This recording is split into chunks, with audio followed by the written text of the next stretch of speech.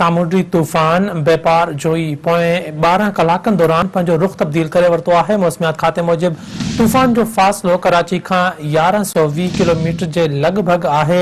आलमी सतह ते तूफ़ान जी निगरानी दौरान मथी सतह जी हवाउनि में तब्दीली सबबि गैर यकीनी सूरतहाल पैदा थी रही आहे। ही अहम ख़बर रवां सां शेयर कयूं पिया। सामुंडी तूफ़ान बेपार जोई पोएं 12 कलाकनि दौरान पंहिंजो रुख़ तब्दील करे वरितो आहे। मौसमियाती खाते मूजिब तूफ़ान जो फ़ासिलो कराची खां 1120 किलोमीटर जे लॻभॻि आहे। आलमी सतह ते तूफ़ान जी निगरानी दौरान मथे सतह जी हवाउनि में तब्दीली सबबि गैर यकीनी सूरतहाल पैदा थी रही आहे। ही अहम ख़बर रवां सां शेयर कयूं पिया। सामुंडी तूफ़ान बेपार जोई पोएं 12 कलाकनि दौरान पंहिंजो रुख़ तब्दील करे वरितो आहे।